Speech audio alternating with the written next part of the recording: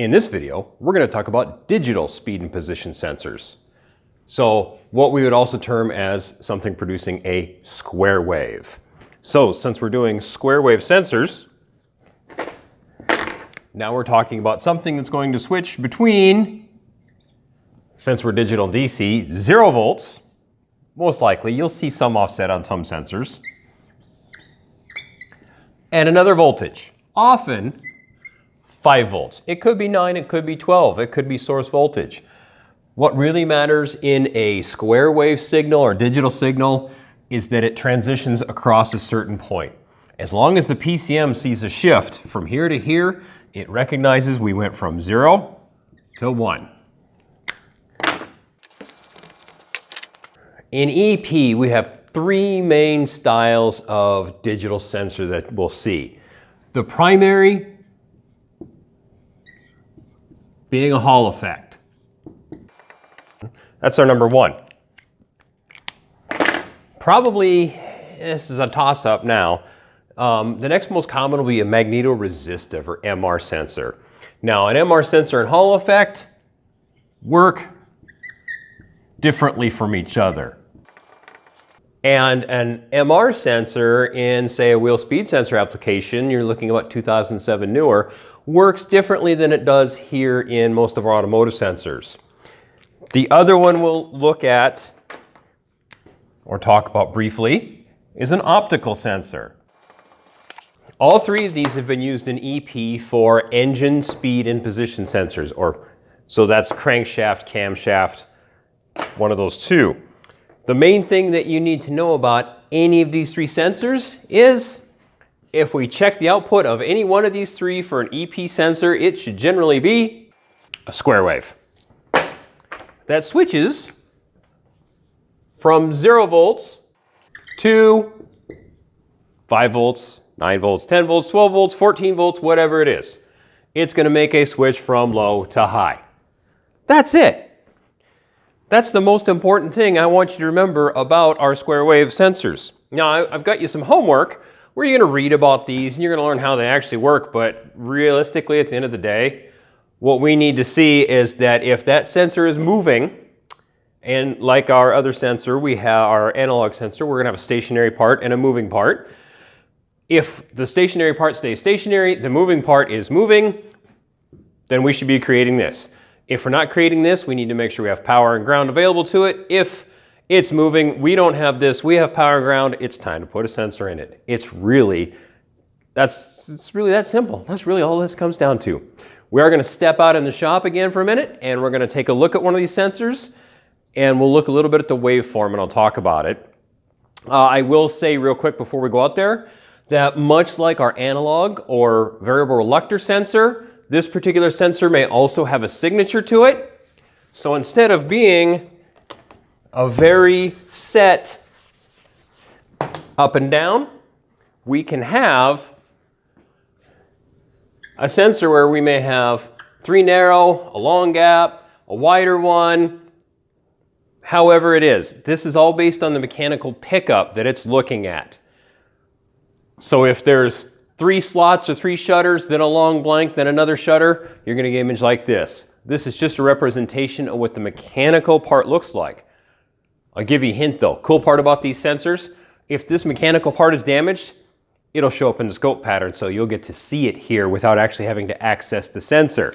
Because if it's using any one of these 3 sensors and it happens to be down, say, on a crankshaft inside the engine, and it's damaged, well, you got to disassemble the engine to find that. We can take a scope capture of it. As long as we have a known good, as long as we know what it's supposed to look like, we take our scope capture, we verify that against what we found, and we can even potentially see that we have a problem in what the sensor's actually trying to read. Later on, we'll talk about using these sensors against each other to determine engine position, but again, right now we're just worried about the sensors, so we're going to go out in the lab and check that out real quick. Before we get to the scope captures, I just want to show you a couple of quick pictures of a couple of these sensors. Here's a Hall effect, and as the shutter moves through the sensor itself, it makes and breaks the magnetic field, creating the square wave from the Hall sensor. This is a photoelectric sensor or photo-optic sensor. You can see there's the little slots around the outside and then about 4 in the center of the plate or more middle of the plate.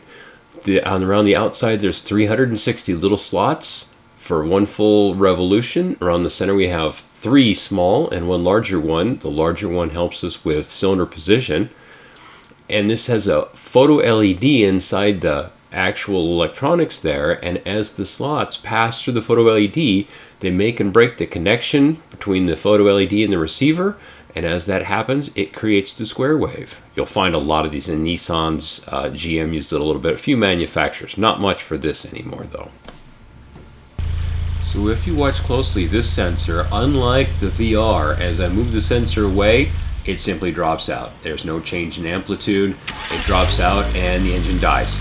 Put it back close again, the signal returns as long as the engine's moving. Definitely not the same attributes as a VR sensor. So we have a couple of Hall effect sensors here. We have a cam position sensor up top, our CMP. Down below in blue, we have a crank position sensor, or a CKP. So you can actually, if you look here, we can see that we have a repeating pattern from there to there, and then it starts over on the cam sensor. The crank, if we pick it up in the same spot, actually repeats from here to here, and then again from here to here. So just like we talk about in basic engines, the crank spins twice for the camshaft going once, and we can actually see that occurring through watching the sensors on both components.